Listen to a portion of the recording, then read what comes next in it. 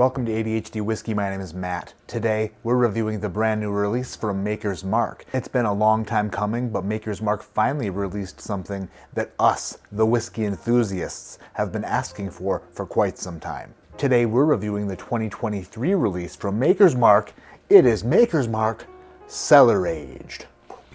This Maker's Mark Cellar Aged comes in a very beautiful bottle. It just has like a little tiny bikini top on it, exposing everything but its nipples, and then underneath a drawn-on bottom. Maker's Mark, of course, is a wheated bourbon out of Loretto, Kentucky, and this Maker's Mark comes in at 115.7 proof and is a special blend of aged barrels 11 and 12 years old. 13% 11-year and 87% 12-year bourbon. We'll get into the extra fine details as soon as I pour a little drinky poo. America.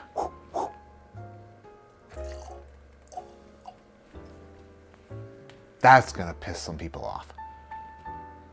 I'm sorry, okay? The MSRP on this cellar-aged Maker's Mark, $150. And thanks to the great Schmovino, I was able to get a bottle for $150. I also have the supplied reading material that came with the Maker's Mark Cellar Aged, right here. It's a big day here at Star Hill Farm for the Maker's Mark family. As big as it was when my grandfather Bill Samuel Sr. burned the generations old family whiskey recipe to start from scratch, and when my grandmother Margie Samuels first decided to hand dip our bottles in the now iconic red wax. Today, we are introducing Maker's Mark Cellar Aged. For this release, we set out to do something new without forgetting who we are or what we stand for. Bourbon that's always aged to taste, not to time. Bourbon without the bite that's always smooth. Aging our whiskey for over 10 years wasn't something we ever did. Not because we didn't believe in it, but because we hadn't found our way of doing it. Outside in our traditional warehouses, our barrels endure the extreme Kentucky climate season after season, year on year. If left there for too long, the transfer of tannins makes the bourbon bitter. It doesn't stand up to our founder's vision for a soft, creamy whiskey. But what if, after the whiskey becomes fully matured makers, we move the barrels into our first of its kind limestone whiskey cellar? In here, the bourbon spends its years consistently around 50 degrees Fahrenheit, discovering the one-of-a-kind conditions we need for aging it to deeper, richer, and more complex flavor. One with hidden depths, but no bitterness. Our cellar's climate makes for a unique older bourbon, and the proprietary design makes little impact on the broader climate. The building is LEED certified, LEED certified, making it one of the only operating facilities at an American distillery to achieve such high sustainability credentials. In many ways, Maker's Mark Cellar Aged defines an older whiskey that's distinctly Maker's, one rooted in challenging convention, asking what if, and building on a taste vision that's generations in the making. Each year we'll bottle another special edition of this release. The approach will remain the same, but the barrels, shit. Each year we'll bottle another special edition of this release. The approach will remain the same, but the unique blend of whiskeys will change based on which barrels are ready. By taste, not time. Maker's Mark standard production, 70% corn, 16% soft red winter wheat, 14% malted barley. Barrel entry, 110 proof. I know that Maker's Mark is all about the flavor and not the age, but the selfishness in me wanted to taste a Maker's Mark that aged like a traditional Kentucky bourbon for 10, 11, 12 years. And then after they gave that to us, then they could have thrown it in a sex dungeon, their underground lair. But beggars can't be choosers, and since I'm not in charge at Maker's Mark, this will have to do. So this was aged like traditional Maker's Mark and then brought down into the cellar to age at an ambient temperature of 50 degrees. So since the temperature in the cellar didn't vary and didn't go up and down, the oak stopped having as much influence on the whiskey in the barrel, and it kind of slowed the aging process down. So the advantageous Kentucky climate that everybody loves so much for aging bourbon was slapped right in the face and told, bitch, we don't need you anymore. We're gonna bring you underground, like Kimmy Schmidt. Unbreakable. A sweet mustiness is immediately evident. A lot of medicinal cherry like a Luden's cherry cough drop.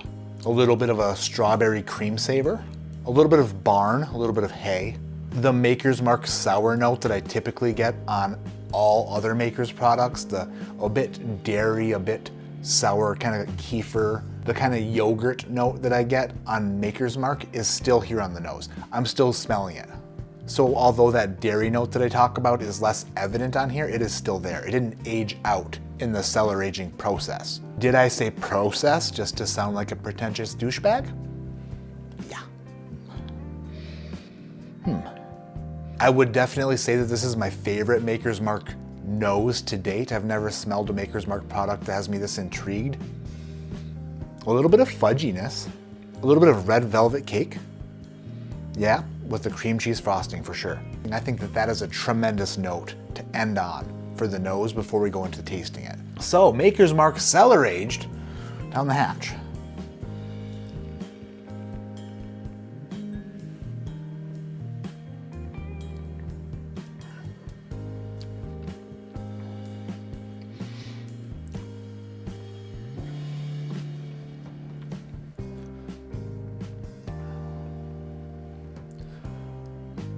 That is unique.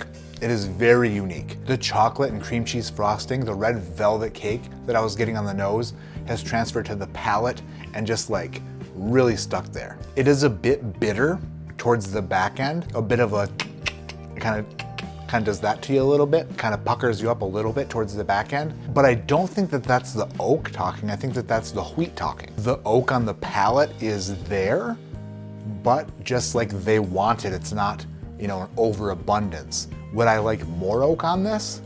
Kinda, actually, yeah, a little bit.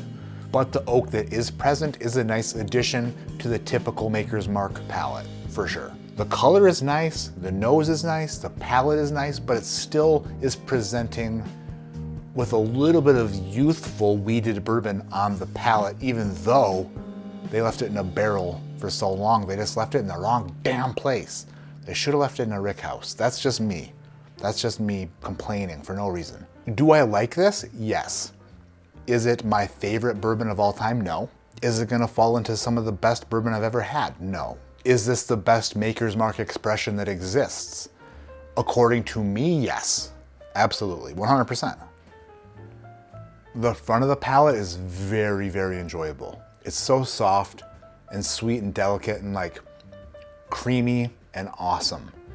The mid palate continues that. The longer you sit with it after swallowing and the longer you get into the finish, the more that prickly bitterness kind of comes out and lingers around. I understand that I'm like extra hard on Maker's Mark because it's not my favorite profile, but I do think that this is a step in the best of directions for Maker's Mark. I wish that they would release more stuff like this. It's a lot of sweet, it's a lot of candied sweetness, a lot of chocolates with a bit of bird's nest and hay kind of thrown in there. Kind of tastes like drinking cherry Kool-Aid on top of a hay bale. And I kind of dig that. Did I personally think that this was going to be better than it is? Yes. Does that mean that it's not good? No. I just had higher expectations for it, and that is a me problem, not an it problem. Today, Maker's Mark Cellar Age 2023 release receives a score of 8.2. 8.2. It's a great whiskey. Not only does it taste really good for a Maker's Mark, it's also something totally different. There are a lot of people out there who have drank Maker's Mark for years and years and years and years and years who you could share a pour of this with, who would be like extremely happy to try it because they never have had anything like this from Maker's Mark. It's a great bourbon. That's gonna do it for this review. Thank you guys and gals so much for watching. Thank you for subscribing to the channel. Thank you to patrons for making all of this possible. Thank you for liking it, hitting the notification bell, and thank you everyone for leaving the comments. If you want to comment on this video, down below tell me, what do you think of this if you've had it? Was it what you expected? Was it better than you expected? Did it not live up to your expectations? Also, you can call me a dumbass for spilling a bit of it when I poured it. Super sorry about that. I know a lot of you out there get extra angry when alcohol hits the table. My name is Matt. This is ADHD Whiskey. Like I always say, keep your head in the clouds, but your mind on staying focused. I've had so many focus problems lately, just sticking to like a goal or sticking to, it's just been a problem. It's been a difficult issue for me. I always tell myself I'm gonna do this or that, and then it just like falls apart and I just don't do it. Does life get in the way? Yes, but that's not an excuse. I just think that it is a good thing to set goals and achieve those goals. But don't set unrealistic goals, because if you can't achieve them and you know you can't achieve them, then setting them is just setting yourself up for failure. So if you say you're gonna do a daily dram video, which is a video every day, and you know that that's probably not gonna be possible, but you say it anyway, you just kind of screwed yourself and you make yourself look like a liar. But just know I didn't mean to lie, I just was overambitious. Bitches, and I'm sorry about that. I need to set more realistic goals. But I'm still gonna get that 3-way, for show.